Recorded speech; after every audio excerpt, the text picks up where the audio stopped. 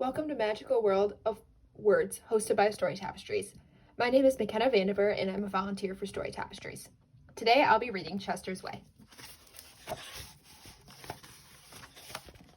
Chester had his own way of doing things.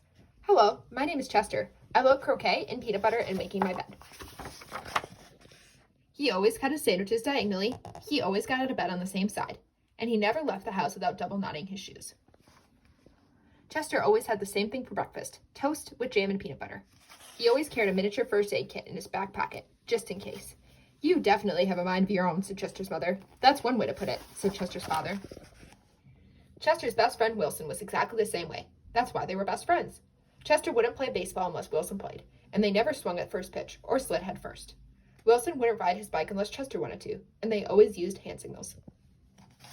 If Chester was hungry, Wilson was too, but they rarely ate between meals. Some days, I can't tell these two apart, said Wilson's mother. Me either, said Wilson's father. Chester and Wilson, Wilster and Chester. That's the way it was. They loved to go on picnics. Once when Wilson accidentally swallowed a watermelon seed and cried after, he was afraid that a watermelon plant would grow inside of him. Chester swallowed one too. Don't worry, said Chester. Now if you grow a watermelon plant, I'll grow one too. Chester duplicated his Christmas list every year and gave a copy to Wilson because they always wanted the same things anyway. For Halloween, they always dressed as things that went together. Salt and pepper shakers, 2 mittens on a string, ham and eggs. They really are 2 peas in a pod, said Chester's mother. Looks like it, said Chester's father. In spring, Chester and Wilson shared the same umbrella. In winter, they never threw snowballs at each other. In fall, they raked leaves together. And in summer, they reminded each other to wear sunscreen so they wouldn't burn. Chester and Wilson, Wilson and Chester. That's the way it was. And then Lily moved to the neighborhood. Lily had her own way of doing things. I am Lily. I am the queen. I like everything. She wore band-aids all over her arms and legs to look brave. She talked backwards to herself sometimes, so no one would know what she's saying. And she never left the house without one of her nifty disguises. Lily waved at all the cars that passed by, even if she didn't know who was in them. And she always carried a loaded squirt gun in the back pocket, just in case. She definitely has a mind of her own, said Chester. That's one way to put it, said Wilson. When Lily asked Wilson and Chester to play, they would say they were busy. When she called them on the phone, they disguised their voices and said they weren't home. If Lily was walking on one side of the street, Chester and Wilson crossed to the other and hid. She's something else, said Chester. Looks like it, said Wilson. One day, while Wilson and Chester were practicing their hand signals, some older boys rode by, popping wheelies. They circled Chester and Wilson and yelled personal remarks. Chester and Wilson didn't know what to do. Just when they were about to give up hope, a fierce-looking cat with horrible fangs jumped out of the bushes and frightened the older boys away. And are you who I think you are? Chester asked the cat. Of course, the cat replied. Thank you, Lily, said Chester. You're welcome, Chester, said Lily. Thank you, Lily, said Wilson. You're welcome, Wilson, said Lily. I'm glad you were wearing a disguise, said Chester. I'm glad you had your squirt gun, said Wilson. I always do, said Lily, just in case. Afterwards, Chester invited Lily over for lunch. You have muscle mouse cups, said Lily. Of course, said Chester. I do too, said Lily. Same here, said Wilson. Chester and Wilson cut their sandwiches diagonally. Lily asked Chester's mom if she had cookie cutters, and she made stars of flowers and bells.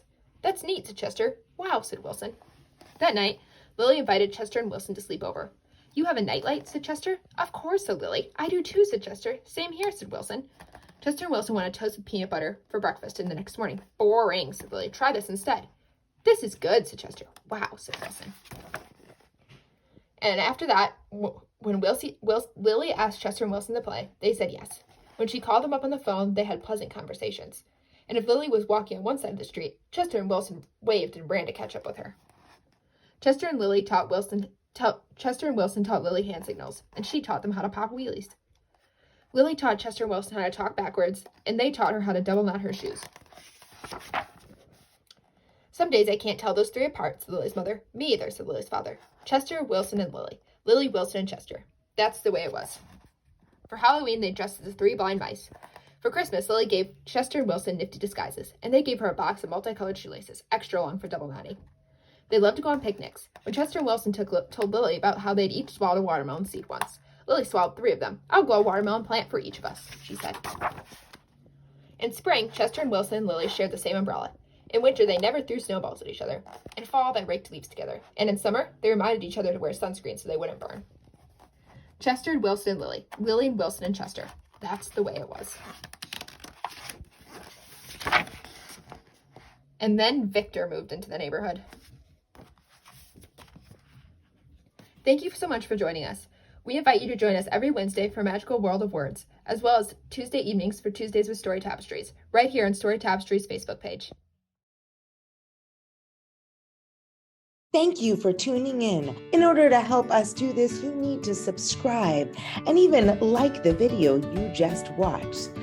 Together, let's elevate voices and celebrate community.